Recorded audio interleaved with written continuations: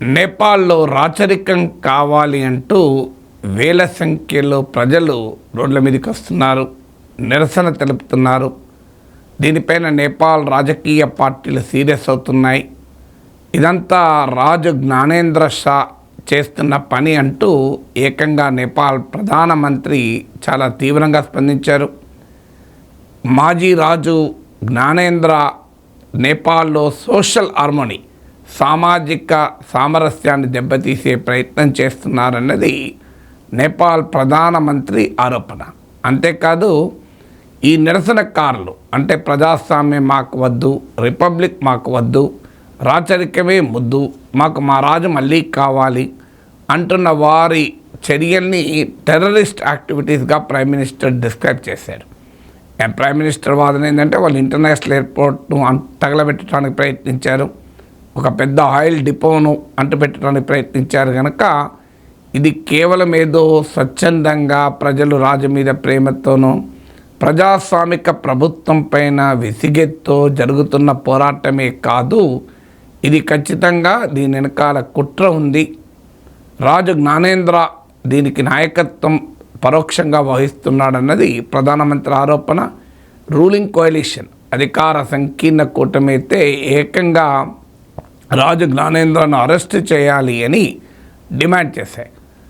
ఒక్క నేపాల్లో ఉన్న రాజుకు అనుకూలంగా ఉన్న ఒక్క పార్టీ మినహా అన్ని పార్టీలు కూడా ముక్త కంఠంతో రాచరికం రావడాన్ని వ్యతిరేకిస్తున్నాయి.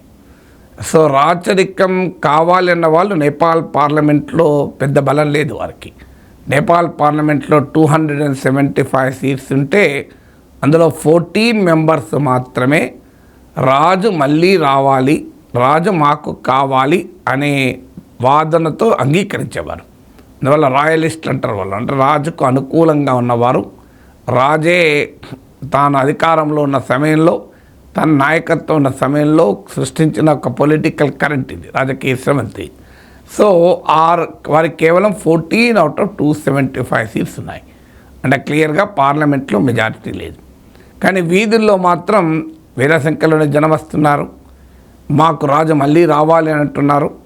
సో నేపాల్ ప్రభుత్వము రాజుపైన ఈ ఆరోపణ చేస్తున్న రీజన్ కూడా ఉంది. ప్రభుత్వ ఆరోపణ ఏంటంటే నేపాల్ రాజు ఇంటి వద్ద ఈ నిరసన ఉద్యమాలకు నాయకత్వం వహిస్తున్న వారు వెళ్ళి కలిశారు. 4+4 ఆఫర్. మొదటిసారిగా కంట్రీ డిలైట్ పాలని 4 రోజులు ఆర్డర్ చేసిన వాళ్ళకి మరో 4 రోజులు ఫ్రీ. ఇంకెందుకు ఆలస్యం, యాప్ని డౌన్లోడ్ చేసుకోండి. Download the country delight app now. అందువల్ల దీన్ని బట్టి ఈ నిరసనకారులను ప్రోత్సహిస్తున్నది, పురమాయిస్తున్నది రాజు జ్ఞానేంద్రయే అని వారి ఆరోపణ. దాంతోపాటు రాజు ఇలాగా ఒక వీడియో కూడా రిలీజ్ చేశాడు. ఆ వీడియోలో తాను రాచరికాన్ని వదులుకున్నది బలహీనత కాదు, త్యాగము అన్నాడు. It is not a sacrifice, so it is not a weakness, it is a sacrifice అన్నాడు. ఏ రకమైన ప్రజాస్వామ్యం ఉన్నది చూస్తే అర్థమవుతుంది అంటూ ప్రజాస్వామిక వ్యవస్థ పైన విరుచుకుపడ్డాడు. సో ప్రజాస్వామ్యం పైన విరుచుకుపడ్డాడు. తన రాచరికాన్ని వదులుకోవడం, 2008లో రాచరికానికి పులి స్టాప్ పెట్టి నేపాల్ గణతంత్ర రాజ్యం, డెమోక్రటిక్ రిపబ్లిక్ అయింది. దాన్ని సాక్రిఫైస్గా అభివర్ణించాడు. సో ఇవన్నీ చూస్తుంటే రాజు జ్ఞానేంద్ర హస్తం ఖచ్చితంగా ఈ నిరసనల వెనుక ఉంది అని స్పష్టమవుతుంది. ఏ స్థాయిలో ఉందో చెప్పలేం, కానీ ఖచ్చితంగా రాజు జ్ఞానేంద్ర ఈ నిరసనల వెనకాల ఉన్నాడు. ఎందుకంటే రాజకీయ పార్టీలు విమర్శించాడు, ప్రజాస్వామ్యాన్ని విమర్శించాడు, రాచరికం వదులుకోవడాన్ని త్యాగమన్నాడు.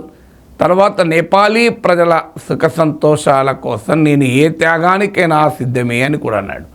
అంటే చాలా క్లియర్గా ఈజ్ ఇంట్రెస్టెడ్ ఇన్ మళ్ళీ పవర్ రావటానికి.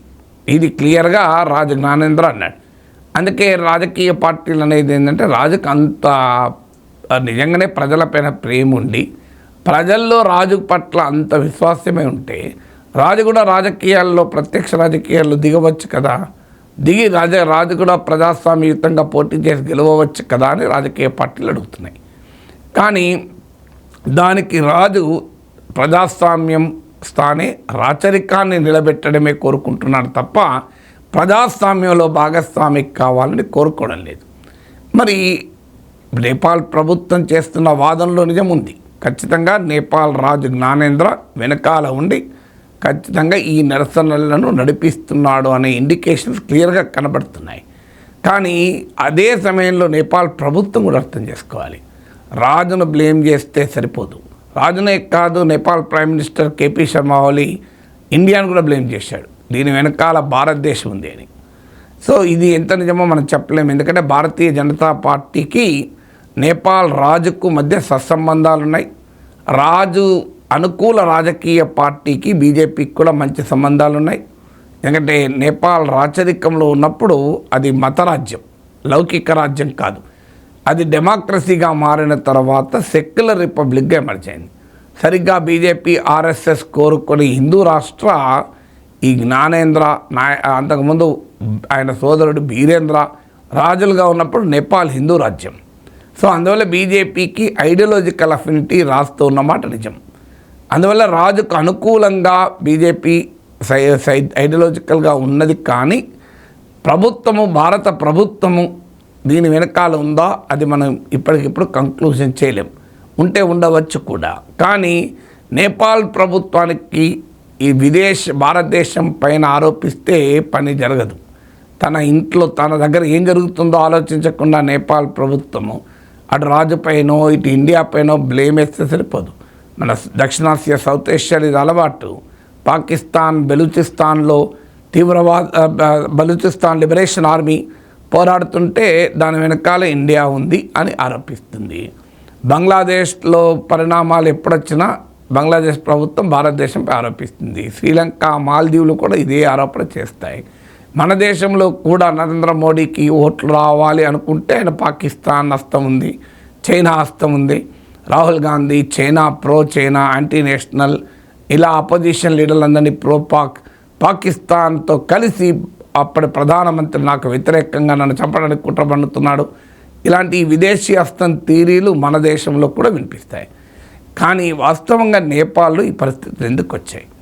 ప్రజాస్వామ్యం పట్ల ప్రజల్లో ఎందుకు అసహనం పెరుగుతుంది? ప్రజాస్వామ్యం పట్ల అసహనం సరైందని అనడం లేదు. బ్యాడ్ డెమోక్రసీకి పరిష్కారం గుడ్ డెమోక్రసీ కానీ మొనార్కీ కాదు. ఒక రాంగ్ వేలో ప్రజాస్వామ్యం నడిస్తే దాన్ని రైట్ వేలో పెట్టుకోవాలి. కానీ రాచరికం ఎప్పుడు పరిష్కారం కాదు. ప్రజాస్వామ్యం ఎంత దరిద్రంగా ఉన్నా అది రాచరికం కన్నా మెరుగే, అందులో అనుమానమే లేదు. కానీ ఎందుకు జరుగుతున్నది? మొదటి కారణం పొలిటికల్ ఇన్స్టెబిలిటీ.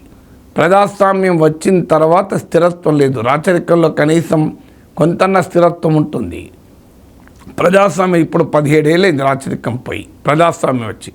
ఈ 17 ఏళ్లలో 14 ప్రభుత్వాలు అధికారంలో ఉన్నాయి. అంటే సగటున ఒక ప్రభుత్వము 1 year 2 months మించలేదు. ఇలా ఉంటే ప్రజలకు విసుగెత్తుదా? ఏ ప్రభుత్వం కూడా 1 year 2 months మించలేదు ఎవరేజ్నా. ఇక 10 ప్రైమ్ మినిస్టర్స్ మారాడు. ఇప్పటికి 17 yearsలో 10 మంది ప్రధానమంత్రులు అయ్యారు. సో ఎక్కడైనా ప్రజలకు చిరాకు రాదా? ఇక ఇంతకన్నా ఇంకే కావాలి.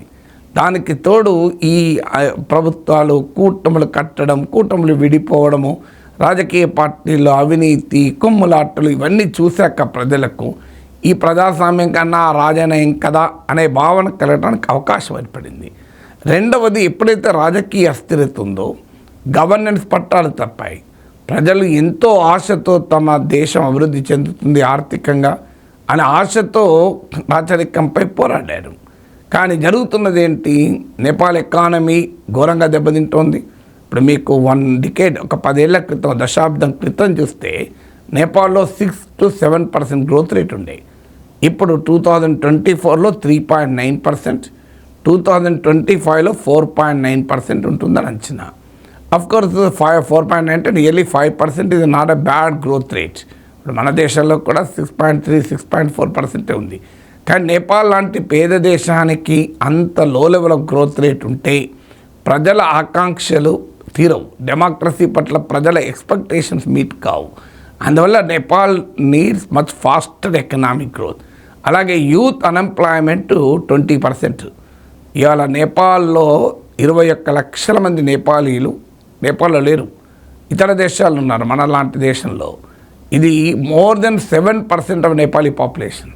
నేపాల్ జనాభాలో 7% కన్నా ఎక్కువ మంది పొట్ట చేత పట్టుకొని పని లేక నేపాల్ వదిలి ఇతర దేశాలలో పనిచేస్తున్నారు. ఇప్పుడు మన దేశంలో చిన్న చిన్న సెక్యూరిటీ గార్డుగా హోటళ్ళలో పనిచేస్తుంటారు, అనేక రకాల చిన్న చిన్న పనులు చేసి బతుకుతుంటారు పాపం నేపాలీస్.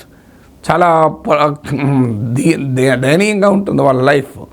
అందువల్ల నేపాల్ ప్రజల అసహనానికి ఈ ఆర్థిక పరిస్థితులకు కూడా కారణమవుతున్నాయి.